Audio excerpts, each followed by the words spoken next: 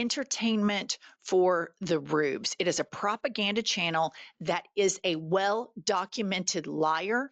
They've had to pay $1 billion in settlements for lying to their customers, and their customers still run back every day to get a serving of the hate, lies. And at the end of the day, their number one mission is to build up McCankle's taco tits.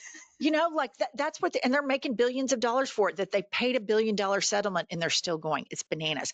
But I like to check in with what they're covering with all of this Epstein stuff, because they used to cover that all the time. Well, let's take a little check in here. Media Matters reports that since this Monday, Fox News has spent 85 minutes covering an American Eagle commercial featuring Sydney Sweeney, devoting over 20 segments to it.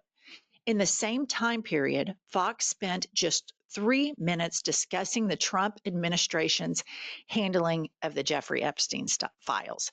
I had no idea what was going on with the American Eagle commercial until I saw this tweet.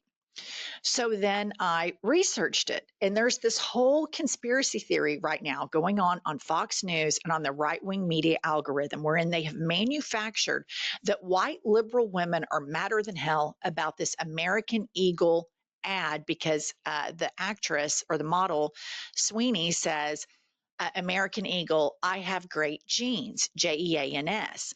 And Fox News is alleging that on the right, everybody's losing their mind saying it's Nazi propaganda. Number one, could give two shits about the American Eagle ad. Her saying, I have great genes. I could give two shits about it. We have much larger fish to fry. But this reminded me of a couple of years ago, I had this interior design client, and I'm at her house. And I, delivered some furniture. And as I'm leaving, and I knew she always had Fox News on in the background, but she had said to me, like, I just can't believe what's happening. And I said, what's happening? And this was during the Biden administration. And she said, on the left, they want people to call their mothers birthing people. And I'm a mom. Are you a mom? Do you want your kids to say, hey, birthing person? And I go, I've literally never heard of this, Amy. I've never heard of that this is a thing. And so I get in the car, get back to the office, go on Fox News, and it's this big thing. The left wing is they're killing the word mom, and everybody has to call everybody birthing people. And this is what Fox does. They manufacture this faux shit like the litter boxes, right, that mean nothing when literally the world is on fire. And if you're in this disinformation entertainment channel, then you're wound up about this stupid shit, like this American Eagle ad, which I literally could give two shits about. I don't shop at American Eagle. I don't even really know who Sydney Sweeney is. I don't really give a fuck about any of it. Same. I was like, what are they talking about? Even when I read it, I was like, I still don't get it. Fox News uses the same playbook that Donald Trump uses. Manufacture a crisis in Los Angeles, and then we're going to send in the National Guard and act like we've solved the problem. That's what they do. And I would say it's the dumbest thing I've ever heard. No one would buy this, except that the trans rights commercials that they ran during the election, when there's like less than 10 trans athletes, they hyped them up so much you would have think they snorted cocaine. But I look at Fox News and I think everybody is talking about the Epstein files. Everybody in your listenership is talking about it. You whipped it up, and now you're giving 3 minutes. And if they're not talking about that, they're talking about Joe Biden or trans athletes. When are you going to make Donald Trump take accountability? Never. Never. And they're never going to. And the thing, my larger point with this is they manufacture something for their base because their base's whole ethos is own the libs. Right. We hate the libs, and is in firing up this civil war, culture war among the American people. And when I'm ever around right-wing people, you immediately know that they're in the right wing because they'll say something about this, that if you're not in that algorithm, you have no idea. I'm in a liberal algorithm all day, every day. I've not seen one person upset about this American Eagle commercial. Yet Fox News has been covering it since Monday. I think, I can't remember, it's over 80 stories or something about it. It's completely manufactured. It doesn't exist because the whole ethos is own the libs. That's all they have. But in getting to the Jeffrey Epstein stuff, this is some pretty juicy tea. CBS, pop this up, Kylie. Christopher Webb tweets, it just keeps coming. CBS just uncovered a mystery third person caught on jailhouse cameras the night Epstein died. Not named, not mentioned in the DOJ report. Spotted near his cell just after 4 a.m., 2 hours before he was found dead. Why now? Somebody wants this information out. All right, go to the headline. Daily Beast reporting mystery third person seen on Epstein prison video on final night alive. So here's what I have to say. If we know about this and we're just asking questions, and I'm asking, critically thinking about questions here, Jeffrey Epstein was incarcerated under Bill Barr and Donald Trump's rule during the first term, and they were in charge of him, and he was a federal inmate. And we're just now finding out that 2 hours before he was found dead, there's a mystery person at the front door of Jeffrey Epstein's cell. And so does this mean, and again, I'm just asking a question, that Trump 1.0 had him taken care of? Because it seems like this should be fully investigated. Well, it seems like it should have been fully investigated a long time ago. And I blame Merrick Garland for the fact that it wasn't investigated properly under Biden. Do I think that Trump is capable of overseeing something like that? There's nothing I wouldn't put past him. There's no moral depravity that I wouldn't put past him. But I see this and I think, we're going on, we're going on 3 weeks of we've changed the metadata. Now we have this new person. At some point, we've got to get the real evidence. It makes me so happy that Robert Garcia, in charge of the Oversight Committee, has subpoenaed this information because I trust him to take a look at it with a critical eye. I don't trust that he's going to get the correct information, though, Angie. That's the point. I mean, they're already cooking the unemployment rate information. They're already cooking the books on the financial data surrounding the United States economy right now. I think it's very telling that Moses Mike Johnson closed down Congress for well over a month.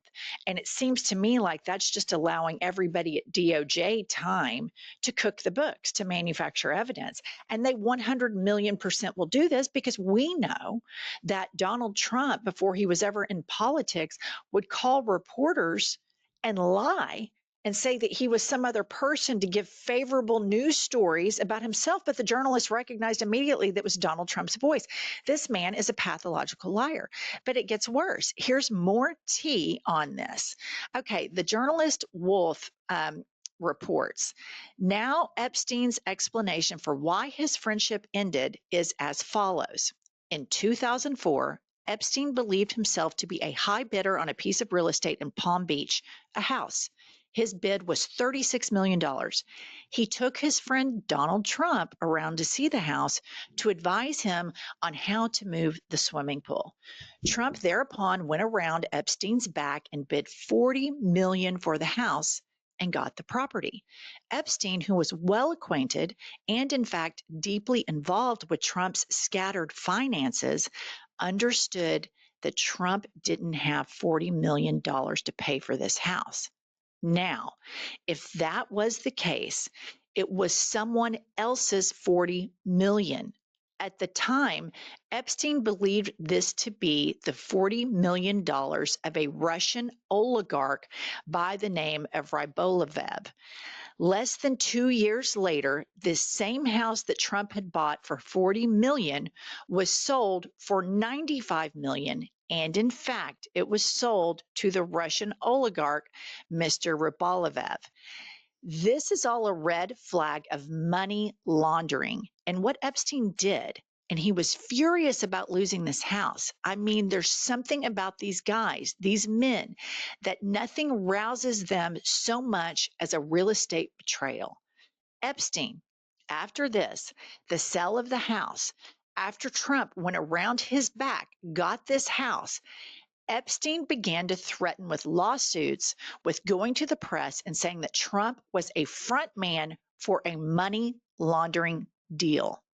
Trump panics at this point, and Epstein believed that it was Trump who went to the police, and Epstein said, dropped the dime on him. That is to say, informed the police of what was going on, and an investigation began, and all of Epstein's legal problems for the next 15 years began to unfold. This story about this piece of real estate and their falling out was first published in June of 2019. It's published actually in the Wolf, the journalist, in his book Siege, the second book he had written about the White House. Epstein had recounted this story to me. I put it in this book. Epstein, at that moment, was in Paris. He read the book. He called me with some alarm, and he said that he was afraid that he might have said too much. 3 weeks later, he returned to the United States from Paris and was promptly arrested on the tarmac of Teterboro Airport in New Jersey when his plane landed.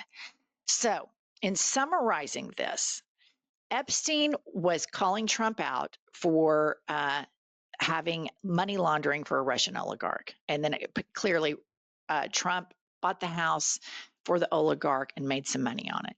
And Epstein was threatening to sue him. And then Trump is the one that was the whistleblower on all of Epstein's nefarious abuse, horrific abuse with these children.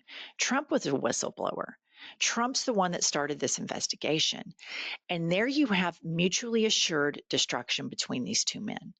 So when Epstein gets into custody, and then he ends up getting this sweetheart deal by Alex Acosta, Epstein is obviously, probably before he died, kept saying, I'm gonna whistleblow on you, motherfucker. You've been to my parties, you've been with these girls, something, because clearly Trump is into this up to his eyeballs.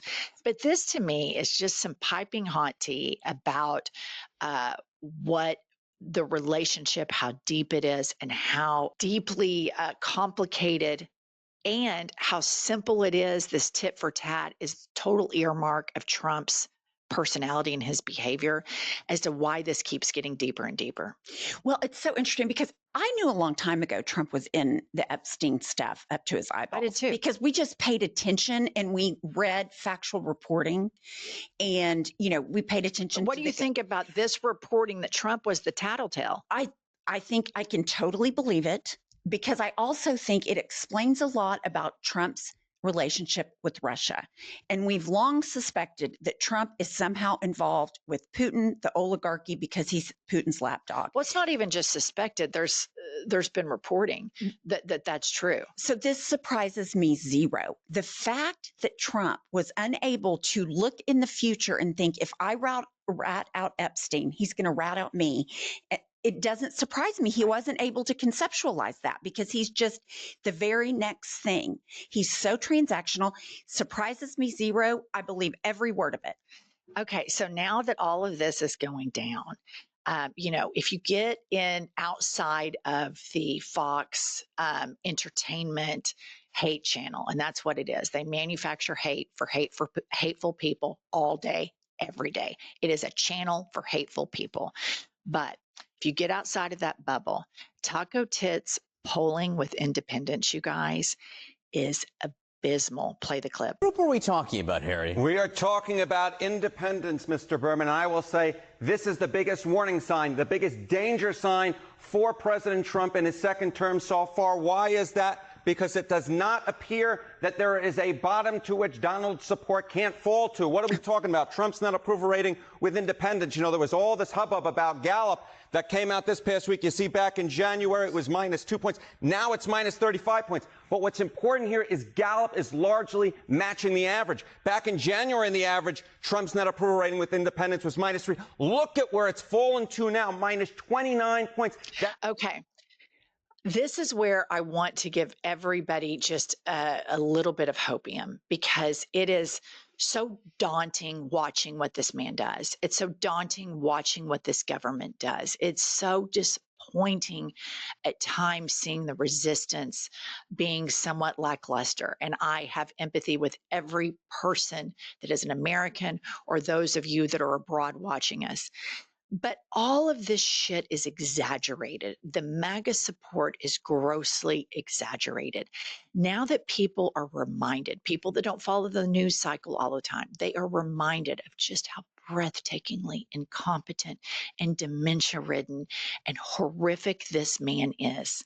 He is so underwater and continues to be so. And so I say this because we have the midterms that will be fast approaching in a year and a half. And there is a little glimmer of hope. And Trump has recently, announced all of these improvements on the White House. He doesn't have any intention of going anywhere. And I know that a lot of times we all feel helpless and we feel hopeless. And I want to remind you that that is the desired effect of dictators. That is the desired effect of fascists, to wear you out, to exhaust you, to where you no longer care. But now is the time to lock in and care more, because we've got to get to these midterms. We have to move our base away from special interests so that we have a party that can absorb these independents, and that we can have a blue fucking tsunami and impeach this motherfucker once and for all. All right, please make sure you subscribe to our channel. We are getting dangerously close to 1 million subs. And also, please make sure you buy our book, Life is a Lazy Susan of Shit Sandwiches. It's a light read, all the juicy tea about Mayan Pump's fuck ups. And trust me, they were abundant. And we'll see you all later.